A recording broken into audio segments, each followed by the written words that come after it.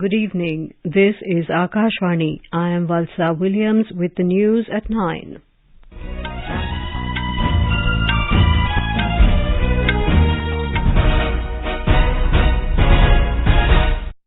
The headlines: India and Sri Lanka exchanged 5 agreements covering crucial areas of economic cooperation, renewable energy and tourism.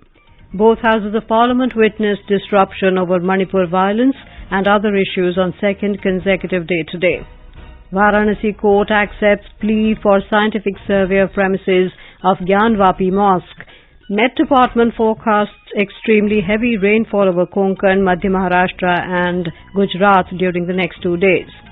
And in badminton, Satvik Sairaj, Ranki Reddy and Chirag Shetty enter men's doubles semi-finals of Korea Open in Yeosu.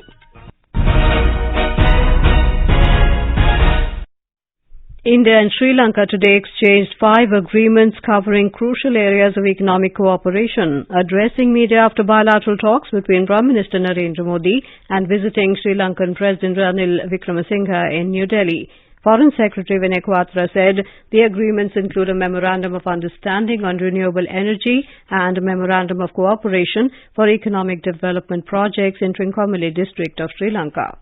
The first was the MOU on renewable energy. The focus of this MOU is essentially on 2 aspects. One, relating to the specific cooperation in wind, solar segments of renewable energy, but also on establishing high-capacity inter-grid connectivity in the power sector between India and Sri Lanka. The second one relates to the Trincomalee, where through the MOU exchanged today, Trincomalee for industry, energy, including renewable energy and economic cooperation. Mr. Quatra said another key outcome is an agreement between NIPL and LankaPay for UPI application acceptance in Sri Lanka. He said it would ease up the payment flow mechanism between the 2 countries.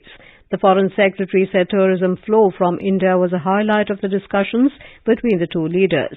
India is currently the largest source of inbound tourism in Sri Lanka.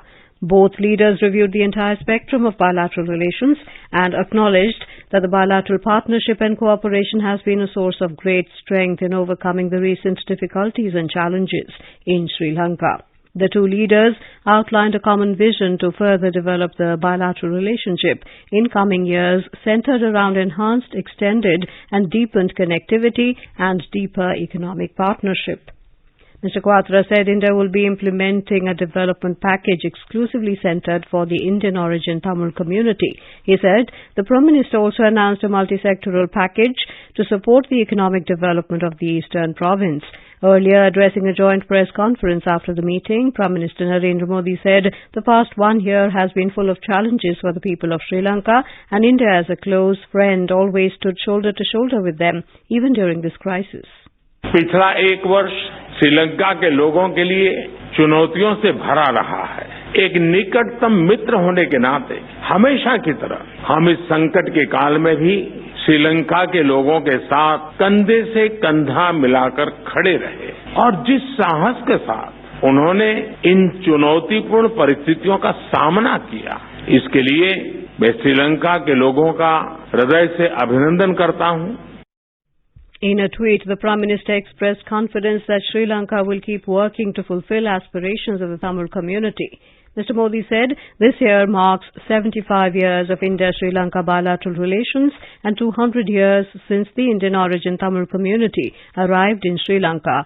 During the joint press meet with Sri Lankan President Ranil Wickremesinghe, various projects worth 75 crore rupees were announced for Indian origin Tamils in Sri Lanka. Mr. Modi said India will keep contributing to the development works in the northern and eastern regions of Sri Lanka. He added that in order to boost commercial and people-to-people linkages, passenger ferry services will start between Nagapattinam in Tamil Nadu and Kankesantarai in Sri Lanka. Sri Lankan President Ranil Wickremesinghe called on President Draupadi Murmu at Rashtrapati Bhavan this evening. President Murmu said that Sri Lanka occupies a special place in India's neighbourhood first policy and Sagar, security and growth of all in the region vision.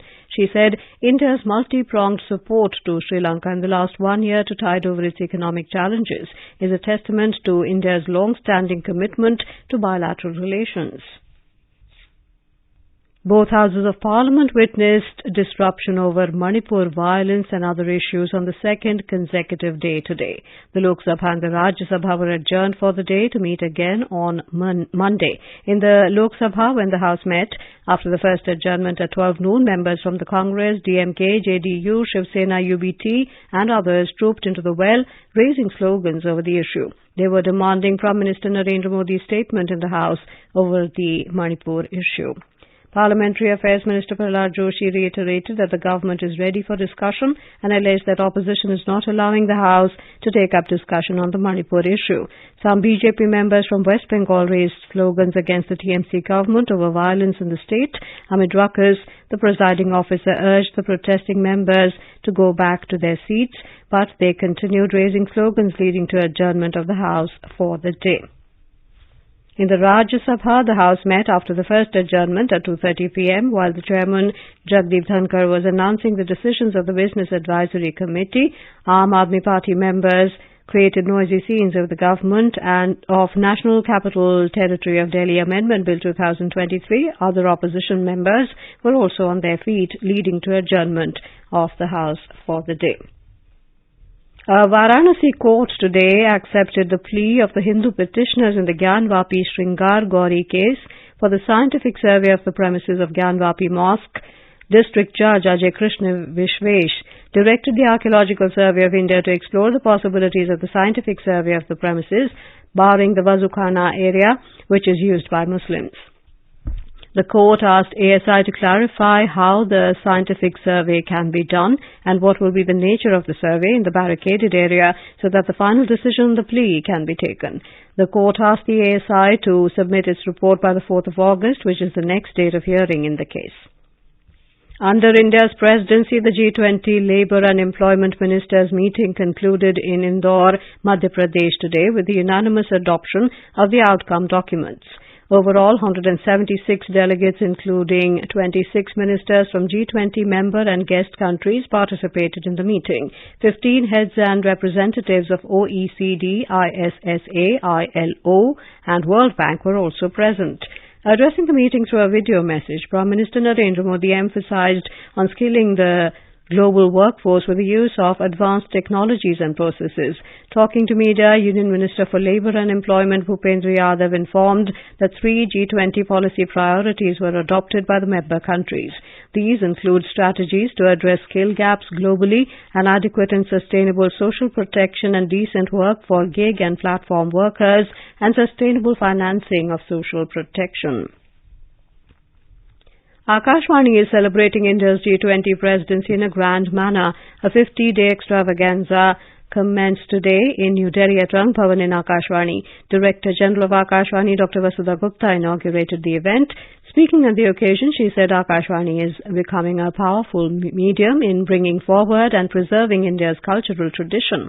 The Director General said Akashvani is providing a platform to budding artists and youth through this event. एक छोटी सी पहल जो आकाशवाणी द्वारा की जा रही है G20 के तत्वाधान में, उसको आप सब लोगों के सहयोग से हम आगे बढ़ा भी पाएंगे और शायद उसको एक साकार रूप दे पाएंगे।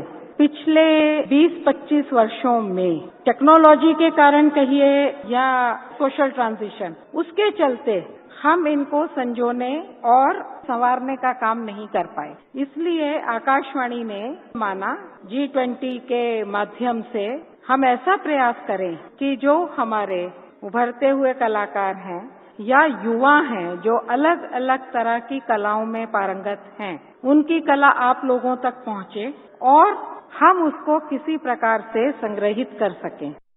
Various educational, cultural, literary and artistic events will be held at Akashvani, Delhi NCR and the Atari border, revolving around the theme One Earth, One Family, One Future till the 6th of September this year.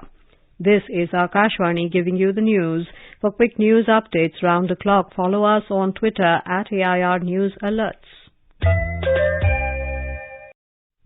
Prime Minister Narendra Modi will distribute over 70,000 appointment letters to newly inducted recruits through video conferencing tomorrow. The Rozgar Mela will be held at 44 locations across the country. The recruitments are taking place across central government departments as well as state governments and union territories supporting this initiative. The new recruits selected from across the country will be joining the government in various ministries and departments, including departments of revenue, financial services, posts, school education, ministries of defence, health and family welfare and central public sector undertakings, among others.